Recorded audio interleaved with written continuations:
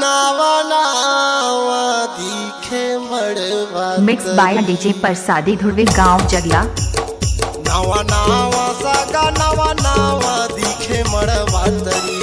धीरे धीरे सगा लाइन मारते मोला मड़वा तरी नावा नावा सगा नावा नावा आए मड़वा तरी धीरे धीरे सगा लाइन मारते मोला मड़वा तरी संगे नाच ले सवरिया मजा आई संगे नाच ले जवरिया मजा आई मजा मार ले लहरिया हरे हारे चांदी काट ले सजने वा हरे हारे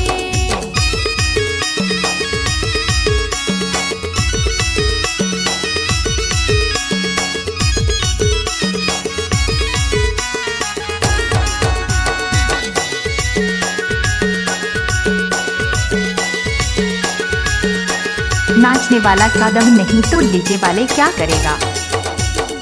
आजकल के फैशन सगा छोटे छोटे कपड़ा हरे तहा पहिरे दिखे फाटल फाटल ये दे सेक्सी मॉडल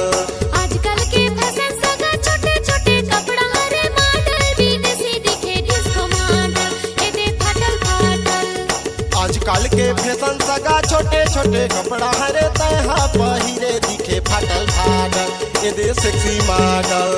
आजकल के फैशन सगा छोटे छोटे कपड़ा हरे मॉडल विदेशी दिखे डिस्को मॉडल ये दे फाटल फाटल संगे नाच ले सांवरिया मजा आई संगे नाच ले जवरिया मजा आई मजा मार ले लहरिया हरे हारे चांदी काट ले सजने वा हरे हारे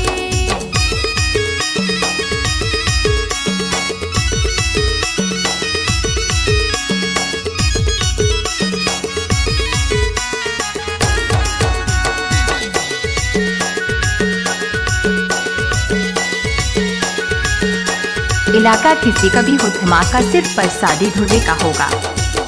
बहिहाला जोरे जोरे नाचा नचाए सगा जीरा ले जाए मल्ला मोही डारे तेका जादू डारे मोरो दिल मा चोरी चोरी तहा समाए दिल से दिला मिलाए ते हलाई डारे ते मताई डारे बहिहाला जोरे जोरे नाचा नचाए सगा जीरा ले जाए मल्ला मोही डारे तेका जादू डारे मोरो दिल मा चोरी चोरी तहा समाए दिल से दिला मिलाए ते हलाई डारे ते मताई डारे मजा मार ले लहरिया हरे हारे चांदी काट ले सजने वा हरे हारे संगे नाच ले सवरिया हरे हारे संगे नाच ले जवरिया मजा आगे अच्छा नाचा सगा मजा आवत है मोला मड़वा तरी मजा आवत है मोला जाड़ के महीना जैसे रजनी तेरी संगे नाच ले सांवरिया मजा आई संगे नाच ले जवरिया मजा आई मजा मार ले लहरिया हरे हारे चांदी काट ले सजने वा हरे हारे संगे नाच ले जवरिया मजा आई संगे नाच ले सांवरिया मिक्स बाय डीजे परसादी धुर्वे गांव जगला।